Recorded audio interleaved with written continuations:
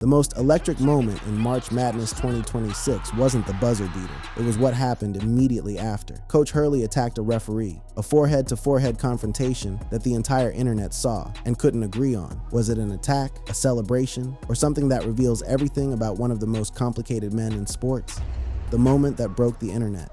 March 29th, 2026, Capital One Arena, Washington, D.C. It's the Elite Eight of the NCAA tournament. Number 2 UConn against number 1 Duke, 2 blue blood programs, 2 of the most storied rosters in the sport. And for the first 30-plus minutes, it looked like Duke had it completely wrapped up. The Boozer Boys, as Hurley himself would later call them, were dominant. They were physical. They were sharp. They pushed UConn into a hole that looked, by every conceivable measure, like a grave. UConn trailed by as many as 19 points. 19. The Huskies were shooting the ball like they'd never seen a basketball court before in their lives. And in the crowd, in living rooms across Connecticut, in sports bars from Hartford to stores, people were already starting to write the eulogy. But Dan Hurley doesn't do eulogies. Dan Hurley does war. What happened next wasn't just a comeback. It wasn't just a basketball moment. What happened next was the kind of thing that gets replayed in highlight reels for decades. The kind of thing that gets burned into the collective memory of an entire sport. Freshman guard Braylon Mullins, a kid from Indiana, playing in his very first NCAA tournament, caught the ball at the logo, somewhere beyond 30 feet from the basket, with 0.4 seconds left on the clock, and he let it fly. The ball arced through the air of Capital One Arena as if time itself had decided to slow down for the occasion. And when it went through, pure, clean, nothing but net, the place didn't just erupt, it detonated.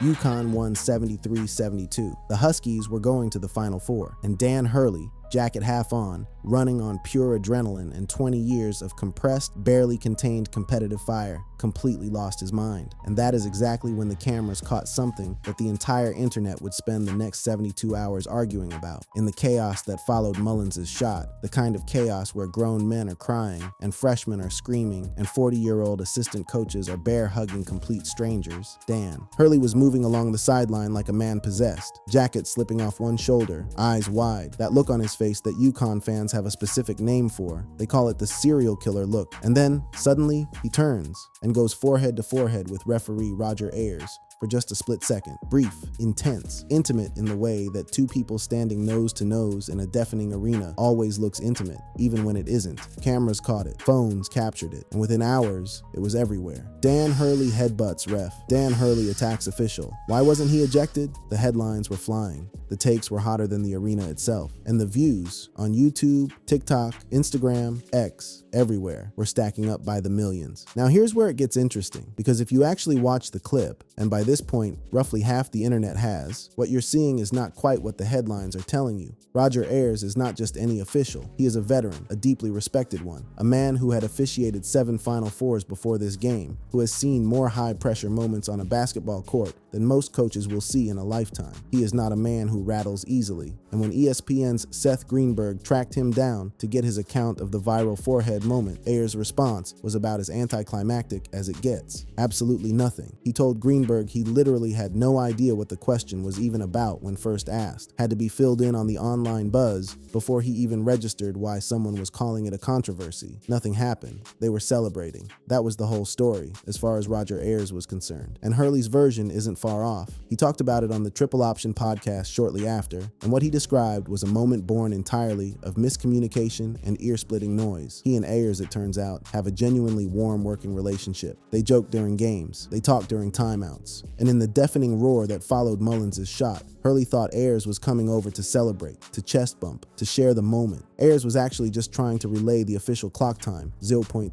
to 0.4 seconds, before a potential Duke possession. And when an arena is that loud, the only way to communicate anything at all is to get very, very close. Hurley put it plainly. That was more like the emotion of the shot, and this is a cool expletive ref. In no way me going at a ref like I've been at their throat all game. No technical foul was called. Neither the NCAA nor any officiating body pursued disciplinary action. The game was over. The Huskies were moving on, and the only thing left to fight about was the clip itself, which predictably people did, loudly. Because here's the thing, and this is the part that really tells the whole story. The reaction to this clip was not random. It was not an accident. It was entirely, completely predictable for anyone who has followed Dan Hurley for more than 5 minutes, because this moment did not come from nowhere. It came from a history, a long one, a very well documented one. And that history is exactly the kind of thing that makes the forehead forehead tap feel depending on who you are, either absolutely hilarious or genuinely alarming. CBS, 60 Minutes, dedicated a full primetime segment to the man, the myth, the occasionally combustible sideline presence that is Dan Hurley, and a human furnace of intensity might be the single most accurate four-word description of this man's entire coaching existence. It's a zero-sum game. The one that wins is going to have temporary relief. That's Hurley's own worldview, in his own words. One team wins, one team suffers. And when you understand that, when you truly internalize that this is the internal landscape of the man standing on that sideline, then the forehead tap doesn't look like an attack. It looks like the only logical thing a person like that could possibly do in a moment like that. But the internet, predictably, was not interested in context. Duke fans wanted a technical. Critics wanted a suspension. An entire corner of sports media wanted to know how a man who had already been fined $25,000 by the Big East just weeks earlier for a separate referee confrontation was walking completely free after going head-to-head with an official in the middle of the NCAA tournament. Fair question, honestly, and it's one worth answering. But to answer it properly, you have to go back through a pattern that didn't start in Washington, D.C. that night. Back through a career full of fire, confrontation, and an intensity that has made Dan Hurley one of the most compelling, infuriating, undeniable figures the sport has ever produced. UConn went to the Final Four. Braylon Mullins became a legend overnight, and Dan Hurley gave the internet something to argue about for a week, same as it ever was. The history no one can ignore. To truly understand why a single forehead tap between a coach and a referee can generate millions of views and legitimate calls for suspension, you have to understand that this was not, by any stretch of the imagination, the first time Dan Hurley and a basketball official shared an uncomfortably intimate moment on a college basketball court. This man has a history, and in the 2025-26 season alone, before the Duke game even happened, he had already produced two separate, highly publicized incidents that left the college basketball world shaking its head and reaching for hot takes. Let's go back to March 7th, 2026. Regular season finale. UConn versus Marquette. The Huskies were losing, which for a program like UConn under Hurley functions as something close to a personal affront to the basketball gods themselves. With 1 second left in a 68-62 loss, Hurley didn't quietly walk off the court. He didn't shake hands and head back to the locker room and let the night be what it was. He walked directly up to official John Gaffney, aggressively, in a way that multiple cameras caught from multiple angles, and got in his face. He received 2 technical fouls and was ejected. And then, because Dan Hurley is Dan Hurley, he lingered on the court after the ejection, because leaving, apparently, was not the priority in that particular moment. The Big East Conference reviewed it. Commissioner Val Ackerman issued a statement that left no room for interpretation. Inappropriate interactions with our officials will not be tolerated. Hurley was fined $25,000. No suspension, just the fine. And an interesting detail, the review could not definitively confirm physical contact from the available footage, which is a notable sentence because it means someone watched closely enough to have to say that. What gave the story a warmer edge, UConn players reportedly offered to chip in and help cover the fine. Hurley described it as a nice moment, because of course he did. But even that wasn't the moment that first turned Dan Hurley into a full-blown viral coaching character for a brand new generation of basketball fans. Because before the Marquette ejection and before the Duke forehead tap, there was a moment from January 2025 that rewired the entire internet's relationship with this man. January 21st, 2025, UConn versus Butler. Big East play at the XL Center in Hartford. The Huskies had led by as many as 15 points in the first half and were grinding through a tighter than expected overtime finish. And in the middle of it all, during a television timeout, Hurley became convinced that a referee was simply walking away from him mid-conversation, turning his back, dismissing him. And if you've spent even 30 seconds watching Dan Hurley coach, you already know. Being dismissed is not something this man handles gracefully. What happened next was caught on camera, and lip readers across the internet went to work immediately. I had no idea. If I knew the camera was on me, there's no way I would have said it. But I'm embarrassed. That's Hurley himself, talking about the moment afterward. The embarrassment is real and it registers. But notice what comes next, because this is where it gets genuinely fascinating. So, yeah, when I get into it, sometimes I will say or do anything that I think may give me some type of an advantage, either with an official. He is not claiming he lost control. He is explaining the logic, the deliberate method behind what looks like madness from the outside. Or with firing my team up, or with carrying myself with a confidence and a swagger that is gonna give my team the ability to play better. So it wasn't just ego, for the sake of ego. At least not entirely. It was ego deployed as a tactical weapon. Dan Hurley walking up to a referee and announcing his own greatness, not because he needed the referee to believe it, but because he needed himself to believe it. In the middle of a grinding Big East overtime game, when the whole thing could fall apart at any moment, UConn won that game 80-78. And in the press conference, Hurley addressed the clip head on, owned it,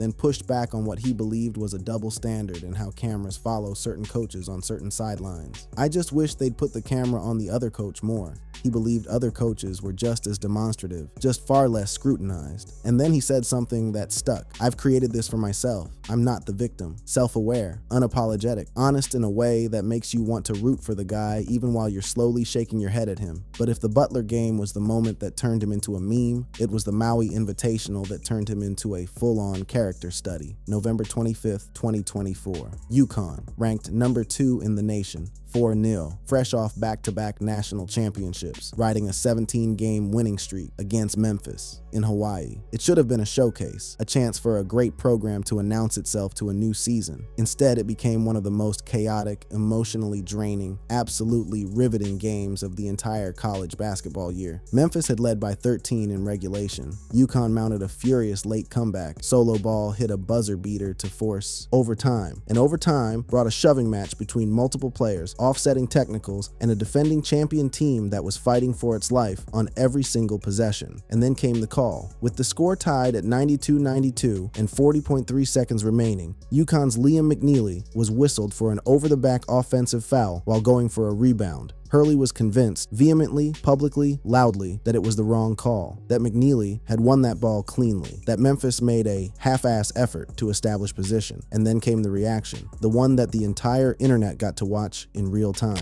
And on the rebound, a foul is called on UConn's number 30, Liam McNeely. Wow. That's the CBS broadcast calling it. And the camera cut to Hurley on the sideline was equally electric. Left side of your screen, that's Hurley so apoplectic, he's floored in more ways than one. Floored in more ways than one, Dan Hurley literally dropped to his knees and then to the floor in protest. And later, when asked about it, his explanation was delivered completely straight-faced. The force of the blown call literally knocked me to the ground is how I'm trying to justify it. He was immediately assessed a technical foul. Memphis guard PJ Carter went to the line for 4 consecutive free throws, 2 for the personal foul, 2 for the technical. He made all 4. A tied game became a 4-point Memphis lead in a matter of seconds. UConn lost, and Hurley was unapologetic in the press conference. He placed the blame squarely on the officiating, called the foul call a complete joke, said the real problem was the tie calls throughout the game, and went home to begin what would become the most turbulent, self-examined stretch of his entire coaching career. UConn finished that Maui Invitational 0-3. 3 losses in 3 days for the 2-time defending national champions. The winning streak was over, the season's identity was shattered, and Dan Hurley, by his own admission, was not handling any of it particularly well.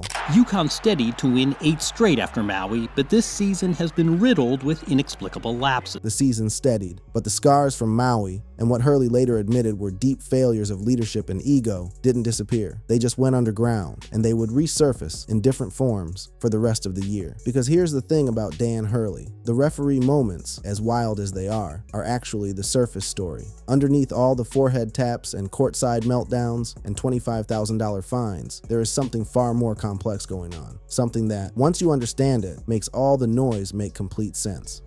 The man behind the madness. There is a version of Dan Hurley that the highlights don't show you. The version that exists before the games, after the losses, in the quiet of a basement sanctuary in Connecticut, in the early hours of the morning when nobody is watching, and there are no cameras and no referees to go forehead to forehead with. That version of Dan Hurley is, in many ways, even more interesting than the one you see on the sideline. This is where my day starts. To ease Dan's churning mind, Andrea designed a private basement sanctuary. His wife Andrea built him a room, a private space, part shrine, part meditation chamber, part Batman cave, a statue of Archangel Michael, his Bible, posters of Michael Jordan and Kobe Bryant, Marvel and DC superheroes. He calls it the weirdo room. Every single morning, before the chaos of the day begins, he comes here first. Take my Bible out, I'll pray, and then I'll do some meditation. That is the same man who will scream at a referee 2 hours later in front of 20,000 people. And that contradiction between the morning prayers and the evening eruptions is not actually a contradiction at all. It is, in the most honest possible reading, the portrait of a person who is carrying an enormous amount of pressure and is doing every single thing he can think of to manage it, because Dan Hurley has been carrying something heavy his entire life. And the referee confrontations, as much as the internet loves them, are just the most visible symptom of something that runs much, much deeper. He grew up in Jersey City, New Jersey, the son of Bob Hurley Sr., a Naismith Memorial Basketball Hall of Fame high school coach. His older brother Bobby was an iconic player at Duke, back-to-back national championships as a college player, legendary status in the sport before he was 22 years old. And Dan was the third Hurley. You've talked about being the third Hurley. You know, just how I failed to play up to, live up to, succeed up to. The Hurley standard in basketball. For most people, having a Hall of Fame father and an iconic older brother would be a source of pride. For Dan Hurley, as a young player at Seton Hall, it became a weight he couldn't lift. You know, the Hurley standard in basketball was, it caused a lot of pain. Fans piled on, sometimes chanting, "Bobby's better." Bobby's better, chanted at him by his own team's fans, while he was trying to play college basketball and build his own identity and figure out who he was in a sport that his family had already conquered without him. It gets to the point where you're a shell of yourself. You're not shooting the ball the way you have your whole life. You have a hard time catching the ball or even dribbling the ball. In December 1993, it got so bad, he left the Seton Hall team after only 2 games to get his mind right. He came back the following year, but as he has said publicly, the joy had been drained out of playing. And decades later, after 2 national championships, a Naismith Coach of the Year award, a contract worth $50 million, and a viral forehead tap on a referee, he is still carrying some version of that weight. I got to make up for what I didn't achieve as a player, and I got to make up for that right now as a coach, because my career eats away at me still. Still, that word lands differently when you understand the full picture. This is not a man who coaches hard because he enjoys the spectacle. This is a man who coaches like his life depends on it because, in a very real psychological sense, it always has. Still.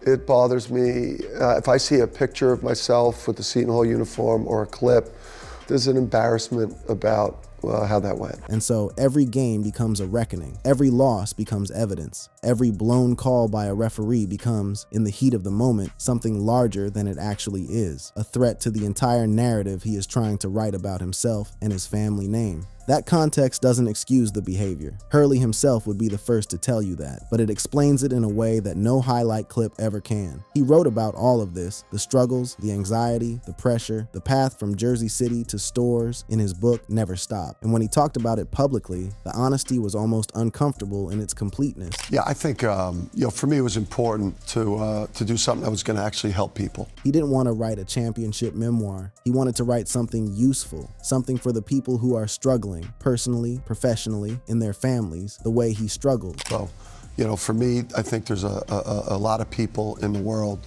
that that are struggling personally, struggling professionally, struggling with family life. And that, coming from the same guy who went nose to nose with Roger Ayers in the middle of an NCAA tournament celebration, is the full picture. The man is not a cartoon character. He is not a villain. He is not even primarily a referee guy. He is someone who found, in coaching, a way to channel everything that playing never gave him an outlet for. And sometimes that channel overflows. The superstitions tell the same story, honestly, because when you understand why he does them, the lucky underwear, the exactly 8 M&Ms with the opponent's colors removed, the half-court shots before practice that the whole team has to wait for, the burning sage and holy water and garlic under the bleachers, they stop looking like the eccentricities of a madman and start looking like the coping mechanisms of someone who is perpetually, desperately trying to manage the anxiety of a sport where one bad call, one bad shot, one 0.4 second moment can define an entire season. I still struggle with anxiety before the game.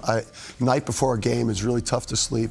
You wake up on game day and you feel a little bit like death when you wake up. A little bit like death. That is how this man, 2-time national champion, Naismith Coach of the Year, man who turned down the Los Angeles Lakers, describes waking up on game days. The pit in the stomach never goes away. Not after the championships, not after the extensions, not after the Final Fours. And for me, prayer, meditation, the underwear, the M&Ms, mushroom coffee. Certain color underwear, certain color. The aromatherapy before the game, all these things, it's like my shield. His armor, that's the word he keeps coming back to. to. Everything, the rituals, the intensity, the confrontations, the audacious declarations to referees about being the best coach in the sport is armor. Protection against the thing underneath, which is the very real and very human terror of falling short. And here's the thing that the internet, in its rush to clip the forehead tap and generate takes, tends to miss entirely. It's not working against him, not in any measurable way. His record at UConn stands at 198-74. He has 3 Final Fours, 2 national championships, the first back-to-back titles in nearly 2 decades. He has mentored 9 NBA players. He turned down $70 million